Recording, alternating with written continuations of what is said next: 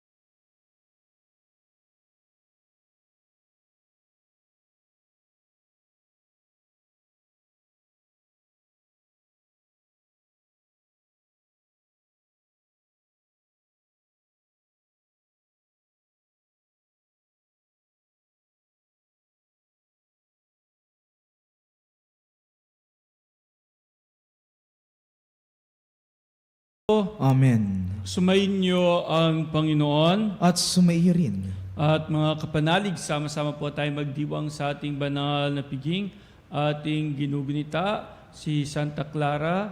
Hingin natin nawa sa Panginoon ang awa na tayo rin ay matulad kay Santa Clara na naging handang mag-alay ng kanyang sarili at buhay para sa iyo at para sa paglilingkod at kabanalan.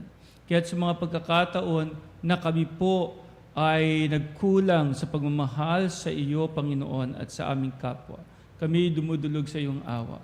Inaamin ko Sa makapangyarihang Diyos at sa inyo mga kapatid, na lubha kong nagkasala sa isip, sa salita at sa gawa, at sa aking pagkukulang.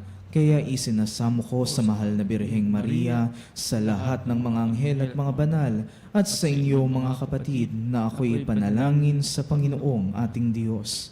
kaawaan tayo na makapangyarihang Diyos, patawarin tayo sa ating mga kasalanan at patubayan tayo sa buhay na walang hanggan. Amen. Panginoon, kaawaan mo kami. Panginoon, kaawaan mo kami. Kristo, kaawaan mo kami. Kristo, kaawaan mo kami. Panginoon, kaawaan mo kami. Panginoon, kaawaan mo kami. Manalangin tayo. Ama naming makapangyarihan, itinaguyod mo si Santa Clara sa pagmalasakit sa mga dukhat aba. Bilang tugon sa kanyang pagdalangin, masundan nawa namin si Kristo sa abang pamumuhay na ikaw lamang ang inaasahan, upang kami pagidapating sumapit sa pagsasaloob ng iyong paghahari. Sa pamamagitan ni Hesu Kristo, kasama ng Espiritu Santo, magpasawalang hanggan. Amen. Ang salita ng Diyos mula sa aklat ng Deuteronomio. Sinabi ni Moises sa mga tao, isipin ninyo kung may naganap ng tulad nito, nasaksihan o nabalitaan man lamang, mula ng likhain ng Diyos ang daigdig. Maliban sa inyo, sino pa ang nakarinig ng tinig ng Diyos mula sa haliging apoy at nananatiling buhay? Sinong Diyos ang naglabas sa isang buong lahi mula sa isang bansa upang maging kanya sa pamagitan ng pakikipagsubukan sa kapangyarihan, ng kababalaghan, ng digmaan, at ng makapangyarihang mga gawa, tulad ng ginawa ng Panginoon sa Ehipto. Ang mga pangyayaring ito'y ipinamalas niya sa inyo upang maniwala kayo ng walang ibang Diyos maliban sa Kanya. Mula sa langit, nagsalita siya sa inyo upang kayo'y turuan, at dito sa lupa, nagsalita siya mula sa apoy. At dahil sa pag-ibig niya sa inyong mga ninuno, hinirang niya kayo at sa pamagitan ng kanyang kapangyarihan ay nilabas kayo sa Ehipto. Pinuksa niya ang mga bansang mas malakas sa inyo upang maluwag kayo makapanirahan sa lupaing ibinigay niya sa inyo ngayon. Dahil dito, dapat ninyong malaman na sa langit at sa lupay walang ibang Diyos liban sa Panginoon. Kaya nga, dapat ninyong sundin ang kanyang mga utos at tuntuning sinasabi ko sa inyo ngayon. Sa gayon, mapapanuto kayo at ang lahing susunod sa inyo.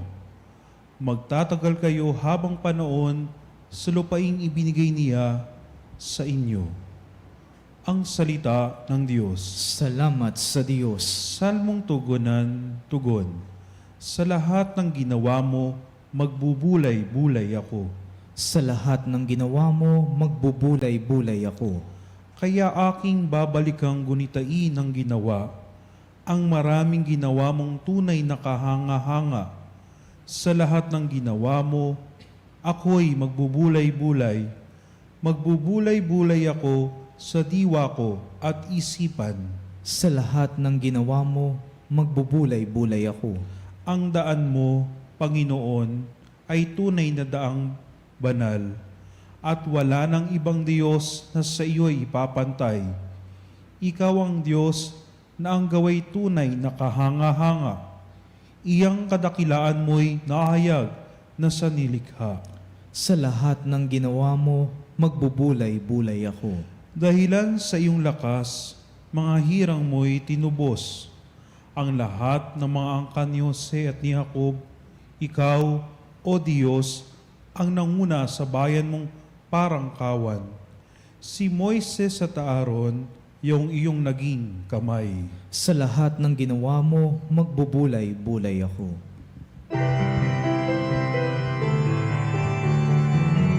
Hallelujah, hallelujah, hallelujah, hallelujah, hallelujah, hallelujah, hallelujah. Mapalad ang inuusig sa gawang puspos ng bait, pagkat may kakamiting langit. Hallelujah, hallelujah, hallelujah, hallelujah, hallelujah, hallelujah, hallelujah. Sumainyo ang Panginoon. At sumairin. Ang mabuting balita ng Panginoon ayon kay San Mateo. Papuri sa iyo, Panginoon. Noong panahong iyon, sinabi ni Jesus sa kanyang mga alagad, "Kung ibig ninumang sumunod sa akin, limutin niya ang ukol sa kanyang sarili, pasanin ang kanyang krus at sumunod sa akin. Ang naghahangad na magligtas ng kanyang buhay ay siyang mawawalan nito. Ngunit ang mag-alay ng kanyang buhay, alang-alang sa akin ay siyang magkakamit noon. Ano nga ang mapapala ng isang tao, makamtan man niya ang buong daigdig, kung ang katumbas naman ito'y ang kanyang buhay? Ano ang maibabayad ng tao para mabalik sa kanya ang kanyang buhay? Sapagkat darating ang anak ng tao na taglay ang dakilang kapangyarihan ng kanyang ama at kasama ang kanyang mga anghel. Sa panahong yaoy, gagantihin niya ang bawat tao ayon sa kanyang ginawa. Sinasabi ko sa inyo, may ilan sa inyo rito na hindi mamamatay hanggat di nila nakikita ang anak ng tao na pumaparito bilang hari." Ang mabuting balita ng Panginoon. Pinupuri ka namin, Panginoong Heso Kristo.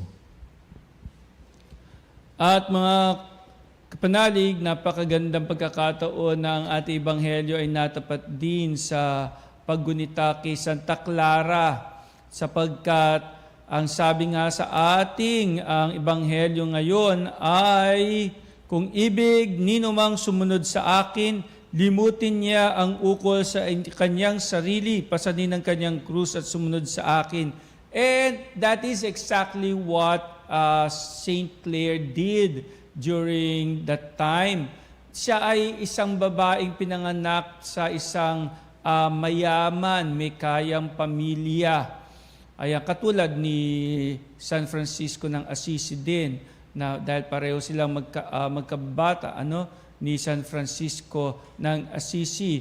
Pero siyempre nakatulong din sa kanya at nakaka-inspire din para sa kanya yung ginawa ni San Francisco ng Assisi na iniwan niya ang lahat para sa Panginoon. Talagang sumunod siya sa Panginoon. Pinasa niya talaga ang kanyang krus. Naging handa siya magdanas ng hirap, mag-alaga ng mga may sakit. At yun nga, yakapin ang dukhang pamumuhay para maialay sa Panginoon. At yun din ang ginawa nga ni Santa Clara. Si Saint Clare naman ay humingi pa nga siya ng tulong kay San Francisco ng Assisi para siya ay makapag-alay din ng kanyang sarili, ng kanyang buhay upang tulad sinabi sa Ebanghelyo sa rin ay magpasa ng kanyang krus at sumunood sa Panginoon at iwan ang lahat. Kahit natutol ang kanyang mga magulang, ang kanyang mga kapamilya. Ayon sa kwento, alam niyo mga kapatid, ayon sa kwento, ay kinailangan magtagpo sila ni San Francisco ng Assisi sa isang chapel na kung saan ay siya'y winelcome at sa pag-welcome sa kanya ay siya ay merong marangyang kasuutan nang siya'y pumasok ng chapel na yon. At ang kanyang buhok ay isang napakagandang, napakahabang buhok.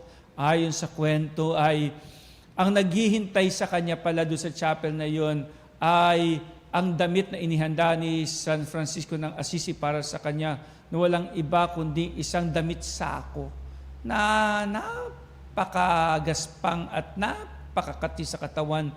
At iyon nga ang kanyang isinuot doon. At isa sa mga seremonyas ng kanyang kahandaan upang yakapin ang paglilingkod sa Panginoon ay ang kanyang talikdan, ang makamundong buhay at sa pamamagitan ng pagputol sa kanyang buhok. At napakagandang kwento yung, so pinutol yung kanyang buhok, At sa isang babae ng panahon na iyon ay hindi mo ipapuputol basta-basta ang iyong buhok. Yung buhok mong yan ay sagisag ng iyong kagandahan at ng iyong kadakilan bilang isang babae. Iyan ay isang napakalaking respeto sa iyo. Ang tawag nga natin diyan ay crowning glory ng isang babae. Iyan ang kanyang korona, ang kanyang buhok. Pero yun na nga, ginive up niya ang kanyang korona. Ayun, pinaputol niya ang kanyang buhok. Heto na nga, sinuutan siya ng belo afterwards.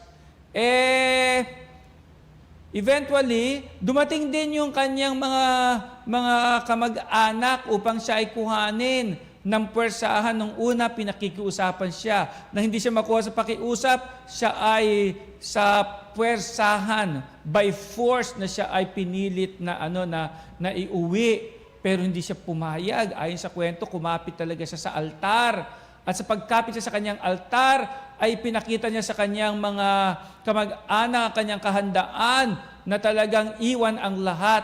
Tinanggal niya ang kanyang belo at namangha ang mga kamag-anak. Pinaputol niya ang kanyang buhok. Alam po ninyo, nung makita nilang putol na ang buhok ng kanilang minamahal na kaanak o kapamilya na si Clara, they understood well that she gave up everything. Alam po ninyo, buhok lang yun sa atin. Sa panahon natin ngayon, parang ordinary magpaputol ng buhok, but not during that time. Yung bagang mensahe na pinaabot mo during that time, it is a symbol of your willingness to follow Jesus Christ and to give up everything for Christ. Ayun, kaya nung makita ng putol na yung buhok, they gave up. Alam nilang talunan na sila. Nang dahil lamang sa putol na buhok. But anyway, marami pa rin mga madring congregations na meron pa rin ganoon na tradisyon ng pagpuputol ng buhok Number 1, dahil nga sa yung pagtalikod mo sa makamundong buhay. Number 2, yun ay sagisag ng kababaang loob mo rin at kasimplihan yung, siyempre, kapag mahaba ang buhok mo, vain ka kasi kinakailangan lagi mo yung isa-shampoo, conditioner, lalagyan mo pa yan ng mga kung ano-anong mga cream para gumanda ang iyong buhok, etc. Aalagaan mo yan eh. So, yan ay talagang hindi ka pwede maging simple. Pero yun nga, so pag pinutol mo yan, you are telling also that message na I would like to be simple and this is my sign of simplicity and humility.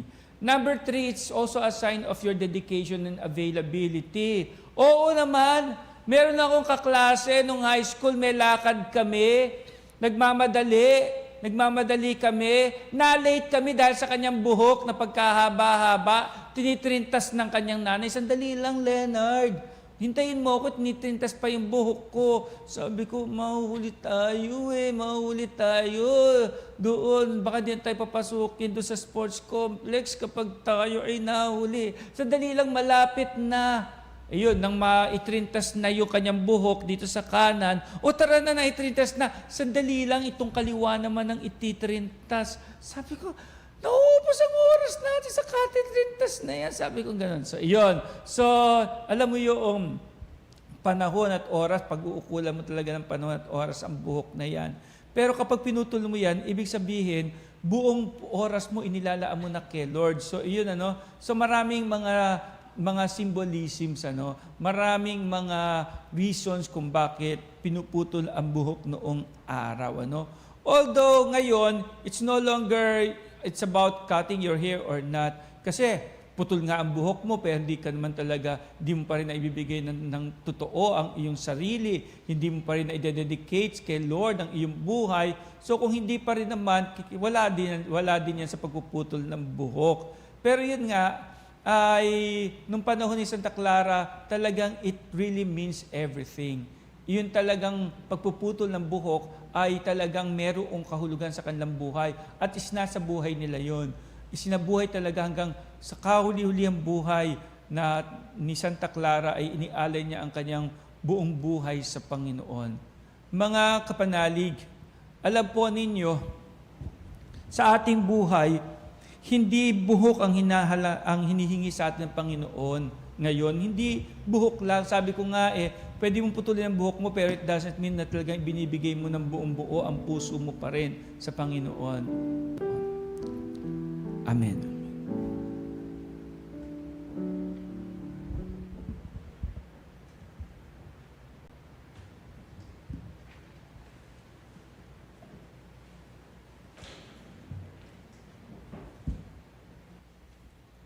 At mga kapanalig, sa pamamagitan ng paglimot sa sarili, pinapasan natin ang ating krus sa araw-araw sa pagsunod sa yapak ng ating Panginoon.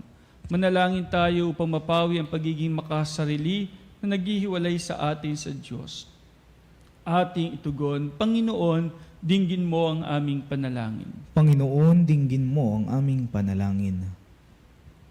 Ang Santo Papa at mga obispo, naway pasani ng kanilang krus ng pastoral na pagkalinga at tungkulin na walang makasariling sakripisyo. Manalangin tayo sa Panginoon. Panginoon, dinggin mo ang aming panalangin. Ang lahat ng tumanggap ng bigat na tungkuling publiko, naway lumago sa pag-ibig ng Diyos sa pamagitan ng kanilang responsable, totoo at malinis na pagsasagawa ng kanilang mga tungkulin. Manalangin tayo sa Panginoon. Panginoon, dinggin mo ang aming panalangin. Buong puso nawa nating suportahan ang pagsulong ng katotohanan at labanan ang pagpatagong impluensya ng kasamaan. Manalangin tayo sa Panginoon. Panginoon, dinggin mo ang aming panalangin. Ang mga biktima ng opresyon naway magtamo ng katarungan, kalayaan at kapayapaan. Manalangin tayo sa Panginoon. Panginoon, dinggin mo ang aming panalangin. Ang mga nagdusa at namatay para sa pananampalataya, naway umani na makalangit na gantimpala, manalangin tayo sa Panginoon. Panginoon, dinggin mo ang aming panalangin. Ama ng aming Panginoong Hesukristo, tanggapin mo ang mga panalangin ng naglalakbay mong bayan na naghahangad na matagpuan ang iyong kalooban sa pagsunod sa mga yapak ng iyong anak. Siya na nabubuhay at naghahari kasama mo at ng Espiritu Santo magpasawalang hanggan. Amen.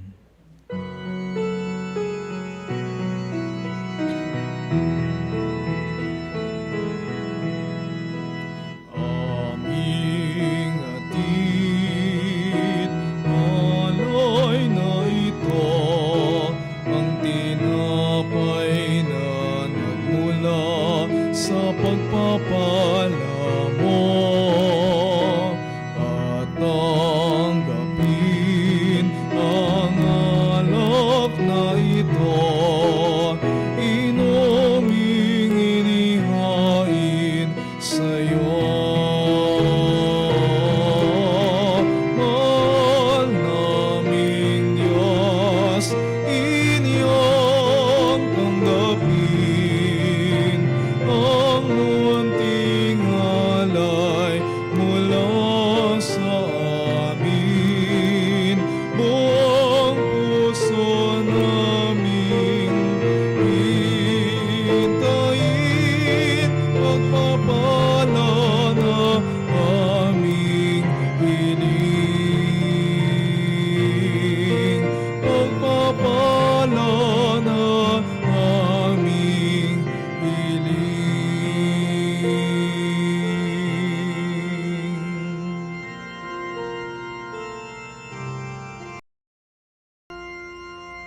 Manalangin kay mga kapatid upang ating paghahain ay kalugdan Diyos Ama makapangyarihan.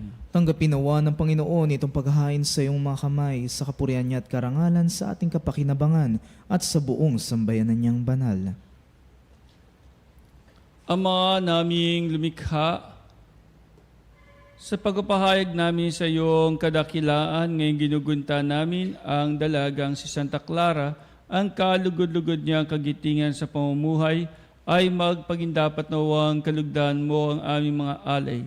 Sa pamamagitan ni Hesukristo kasama ng Espiritu Santo magpasawalang hanggan. Amen.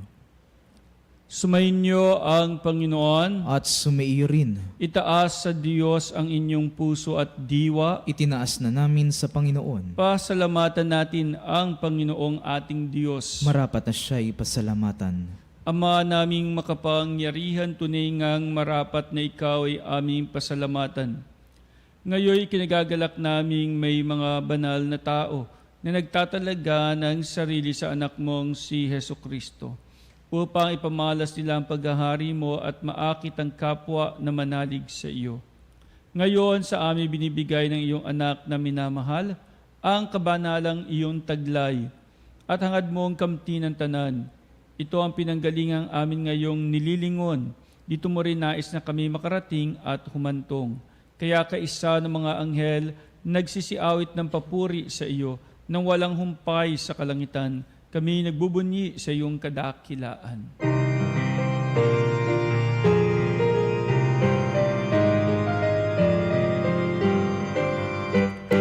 Santo, Santo, Santo, Panginoong Diyos ng mga hukbo. Napupuna ang langit at lupa ng kadakilaan mo. Hosana, Hosana sa kaitaasan, pinagpala ang naparirito sa ngalan ng Panginoon. Hosana, Hosana sa kaitaasan.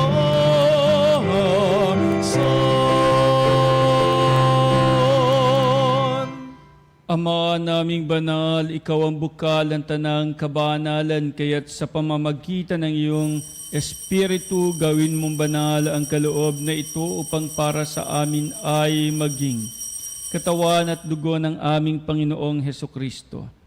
Bago niya pinagtiisan kusang loob na maging handog, hinawakan niya ang tinapay. Pinasalamatan kanya. Pinaghati-hati niya iyon, iniabot sa kanya mga alagad at sinabi, Tanggapin ninyong lahat ito at kanin. Ito ang aking katawan na ihahandog para sa inyo.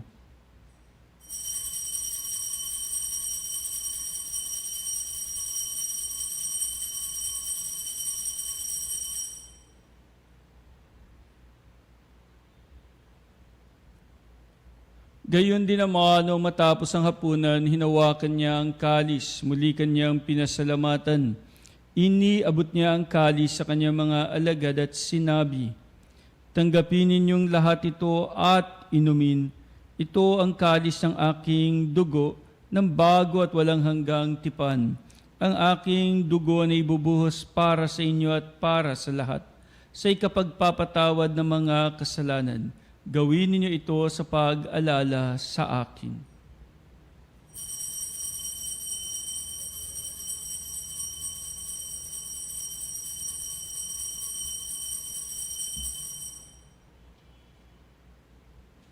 Ang misteryo ng pananampalataya. Aming ipinahayag na namatay ang iyong anak, nabuhay bilang Mesiyas at magbabalik sa wakas para mahayag sa lahat.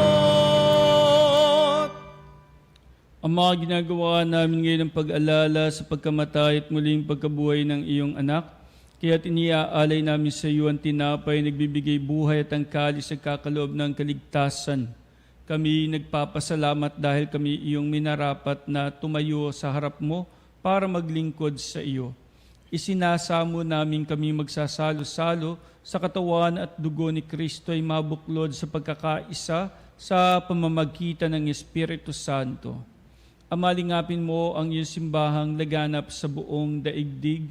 Puspusin mo kami sa pag-ibig kaysa ni Francisco na aming Papa at ni Honesto naming Obispo at ng Tanang Kaparian. Alalahanin mo rin ang mga kapatid naming nahimlay na may pag-asang sila'y muling mabubuhay.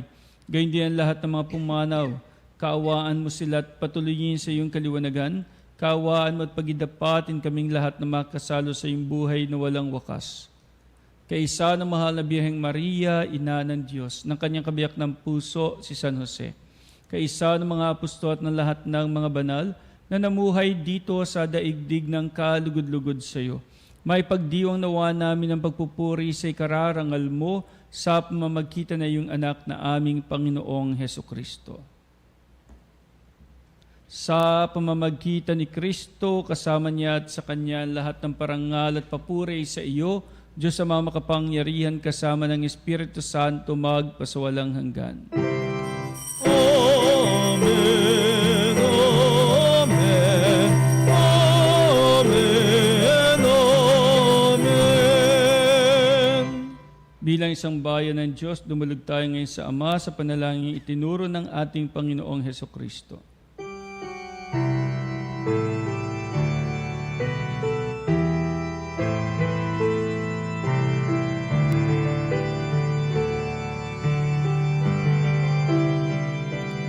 Ama namin, sumasalangit ka, sambahin ang ngalan mo. Mapasa amin ang kaharian mo.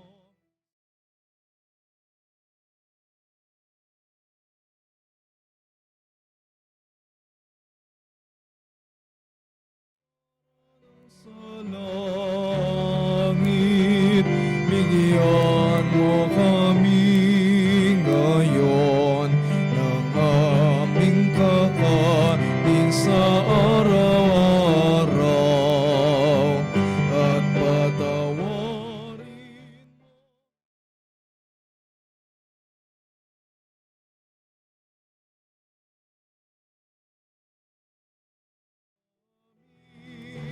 sa nagkakasala sa amin, at huwag mo kaming ipahintulot sa tukso, at iadya mo kami sa lahat ng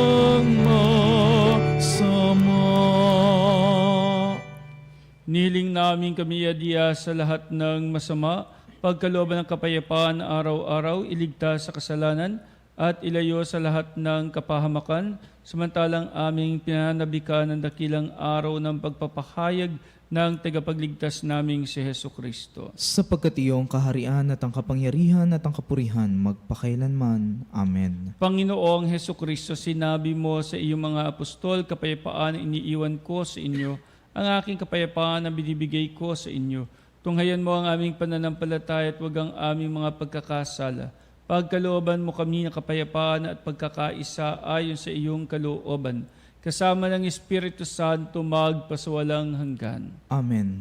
Ang kapayapaan ng Panginoon ay laging sumainyong lahat. At sumairin. Magbigayan po tayo ng kapayapaan sa isa't isa. Peace be with you po, kapayapaan po sa bawat isa. Kapayapaan sa lahat ng kapanalig.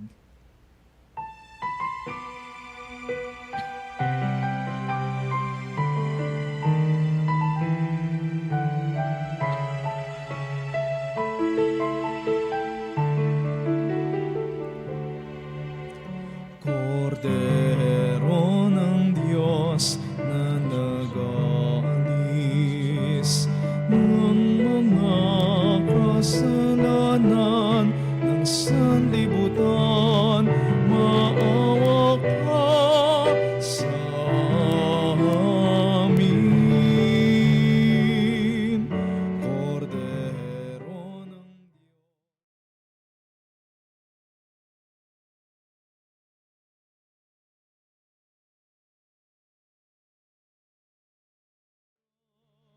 maawa ka sa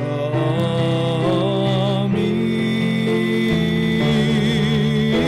Kordero ng Diyos na nag-aalis ng mga kasalanan ng sanlibutan, ipagkaloob mo sa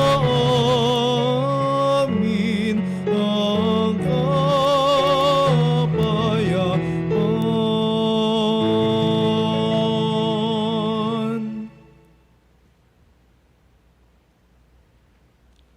Mga kapatid, narito ang ating Panginoong Heso Kristo, ang Kordero ng Diyos, nag-aalis ng mga kasalanan ng sanlibutan.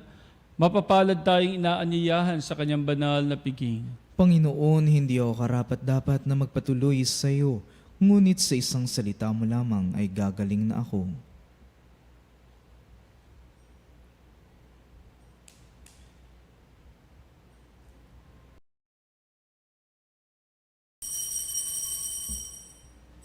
Mga kapanalig, ating dasalin ang komunyong espiritual. O Jesus, nananalig ako sa pananahan mo sa kabanal-banalang sakramento. Minamahal kita higit sa lahat at hangad ka ng aking kaluluwa. Hindi ko man matatanggap ngayon ang iyong katawan at dugo, inaasahan ko na patuloy kang mamumuhay sa aking puso. Naniniwala ako na narito ka at kaisa ka ng aking buong pagkatao. Huwag mong ipahintulot na mawalay ako sa iyo. Amen. Panalangin kay Santa Clara ng Assisi. O Santa Clara ng Assisi, kaisa sa kaluwalhatian ng Panginoon, pinagkalooban ng kapangyarihan maghimala sa tuwina at pinagpalang magbigay ng tulong kaginhawaan sa karamdaman. Sumasamo kami sa iyo. Tulungan mo kaming makamtan mula kay Jesucristo sa awa ng mahal na Birheng Maria ng kanyang ina, ang kahilingang buong katapatan at kataimtiman naming hinihingi. Bagitin po natin ang ating mga kahilingan. Ito naway maging karapat-dapat makapagbigay karangalan sa ngalan ng Diyos at makabuti sa kaganapan ng aming kaluluwa. Pinupuri ka namin, Santa Clara, dahil itinalaga mo ang iyong buhay sa banal na karukhaan at panalangin upang masundan ng bakas ni Kristo. tulungan mo po kaming magkaroon ng pagtitiwala sa Ama, gaya ng pagtitiwala mo sa Kanya na laging bukas palad at ng matiwasay na pagtanggap sa kalooban para sa amin. Amen. Santa Clara ng Assisi, Ipanalangin mo kami. Manalangin tayo. Ama naming mapagmahal, sa pagsasalo namin ngayon sa banal na pakikinabang, matulungan nawa kami ng ulirang katapatan ni Santa Clara upang tanging ikaw ang aming mahalin habang inaako namin ang malasakit ni Hesukristo kasama ng Espiritu Santo magpasawalang hanggan. Sumainyo ang Panginoon At sumaiyo rin. at pagpalain kayong lahat ng ating mapagmahal na Diyos, Ama at Anak at Espiritu Santo. Amen. Humayo kayong taglay ang pagmamahal at habag ng Panginoon. Salamat sa Diyos.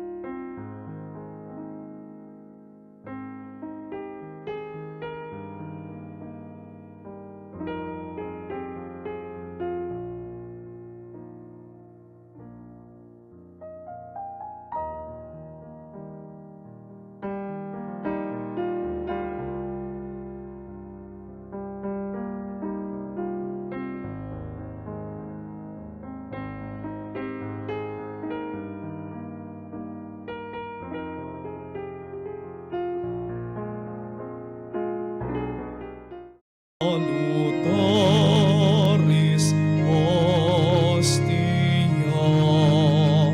queceli pondes ostium,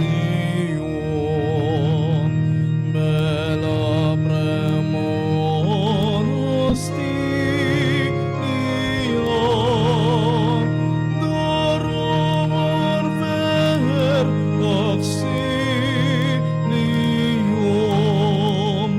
unitrinoque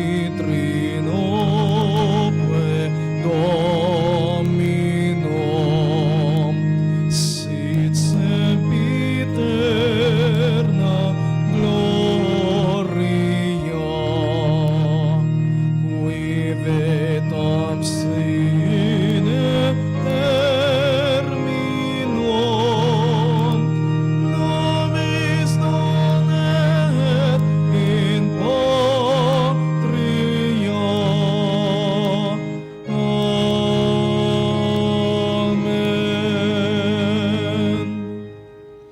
Mga kapanalig, bilang isang bayang tinawag ng Ama kay Hesukristo na pinagbuklod sa iisang katawan, tayo manikluhod at sumamba sa Panginoong Hesukristo sa kabanal-banala na sakramento sa altar. Sa sandaling ito ng pagpupuri at pagsamba sa banal na sakramento, alalahanin natin ang ating mga kapanalig na kasama natin ngayong nakikinig at nakasubaybay sa ating himpilan. Lalong higit ang ating mga may sakit at ang mga nakaratay sa banig ng karamdaman, ang mga nasa paggamutan at kanilang tahanan, at ang lahat na tanging sa Diyos lamang umaasa ng kagalingan. Gayon din ipanalangin natin ang mga nanghihina sa kanilang pananampalataya, ang mga nakararanas ng matinding kalungkutan, takot at pangamba, ang mga nawawala ng pag-asa at lakas ng loob.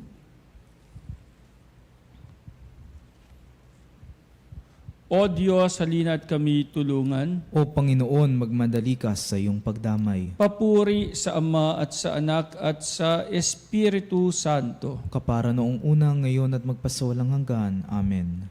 Purihin ang makapangyarihang Ama na nagsugo sa kanyang bugtong na anak upang tayo'y may pagkasundo sa Kanya. Pinupuri ka namin ngayon at kailanman. Purihin ang Panginoong Hesukristo, ang Kordero ng Diyos, nag-alay ng Kanyang katawan at dugo bilang pagtubos sa sala ng tanan. Pinupuri ka namin ngayon at kailanman. Purihin ang banal na Espiritu, ang Panginoong nagpapabanal na pumupuspos at nagbibigay kagalingan sa lahat. Pinupuri ka namin ngayon at kailanman.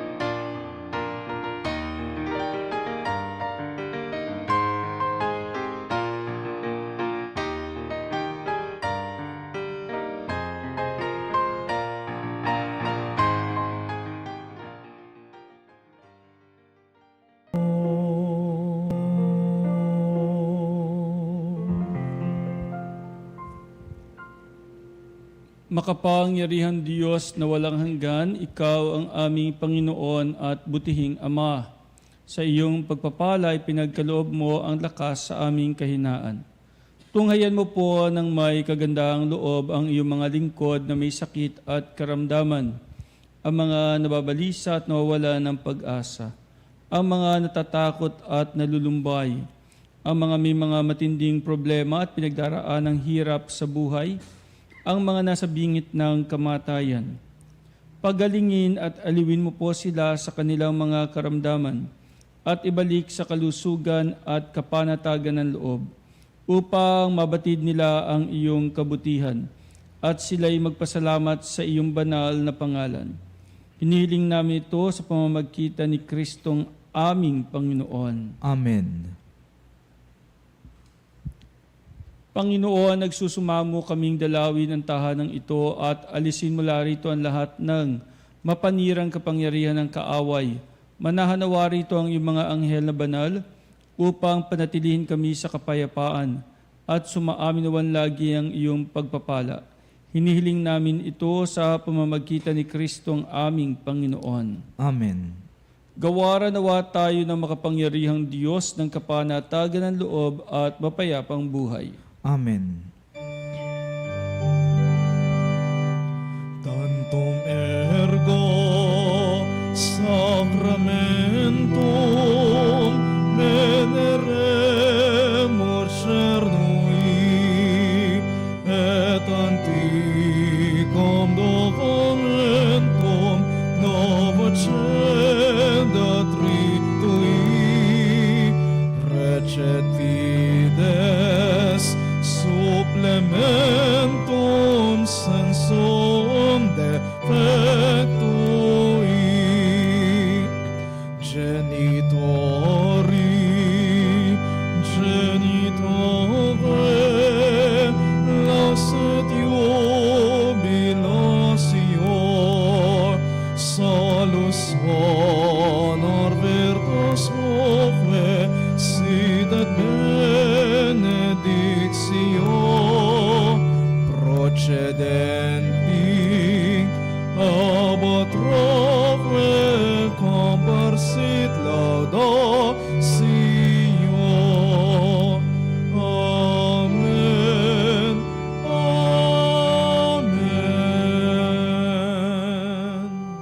panem de cielo prestitisti eis. Omne delectamentum in se habentem. Oremus. Deus qui nobis sub sacramento mirabili, passiones tuae memoriam reliquisti, tribeque sumus, ita nos corporis et sanguinis tui sacra mysteria venerari, ut redemptiones tuae fructum in nobis, iudite sentiamus, qui vivis et regnas in saecula saeculorum.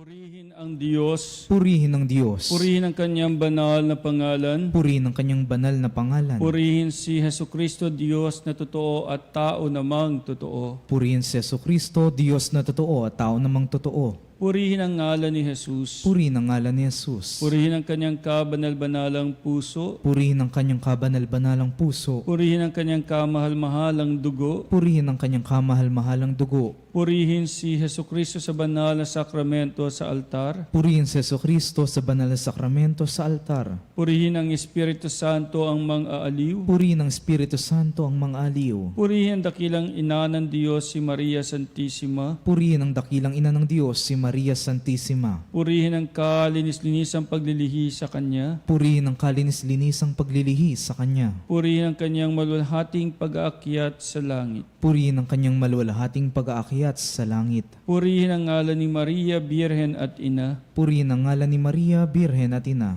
Purihin si San Jose ang kanyang kalinis-linisang esposo. Purihin si San Jose ang kanyang kalinis-linisang esposo. Purihin ang Diyos sa kanyang mga anghel at mga santo. Purihin ang Diyos sa kanyang mga anghel at mga santo. O